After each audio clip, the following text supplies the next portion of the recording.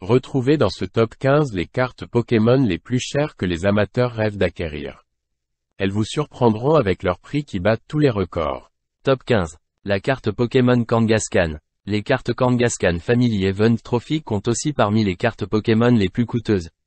Ces dernières ont été distribuées aux vainqueurs du tournoi de Mega Battles par an, enfants. Organisé par Pokémon Company en 1998. Elles sont toutes conçues dans une même langue et se composent de nombreux bonus, logo unique, holographie, design original. Le mois d'octobre 2020, une de ces cartes a été vendue aux enchères à un collectionneur passionné par cet univers. Son prix était de 150 100 $. Les amateurs de Pokémon espèrent que d'autres exemplaires feront bientôt leur apparition sur le marché. Top 14. Les cartes Lugia in Stone Edition. Lugia est classé parmi les Pokémon les plus puissants de tous les temps. Les cartes Lugia in Stone Edition sont des investissements très intéressants.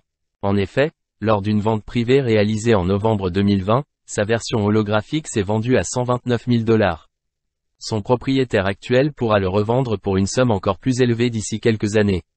À condition bien sûr qu'il en prenne bien soin. En effet, les cartes en parfait état se vendent encore plus cher. Top 13. Les cartes Trophy Pikachu Gold première place. Cette carte Pokémon figure également parmi les plus chères sur le marché. D'après certaines sources, il n'en existerait que 4 exemplaires.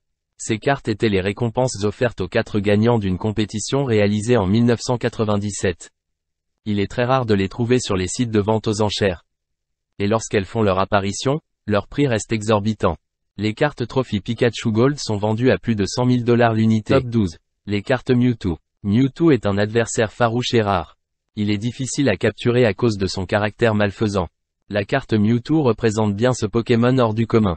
Une des raisons pour lesquelles elle est prisée par les amateurs et les collectionneurs de cartes. Une seule de ces cartes vaut près d'une centaine de milliers de $. Les versions 130 PV avec Psycho et Bouclier sont encore plus chères et sont considérées comme des perles rares sur le marché des cartes Pokémon. Top 11. Les cartes Mega Kangourex. Ces cartes sont aussi très rares. De ce fait, il est possible de les vendre à un coût élevé. Afin d'estimer la valeur de votre carte Pokémon Mega Kangourex, assurez-vous d'abord qu'elle est bien authentique. Pour cela, observez les symboles situés sur le coin inférieur droit ou gauche de la carte.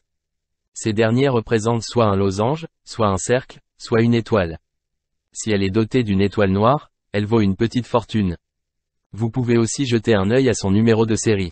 Au besoin, n'hésitez pas à réaliser l'authentification du modèle auprès des organismes spécialisés comme Professional Cards Authenticator.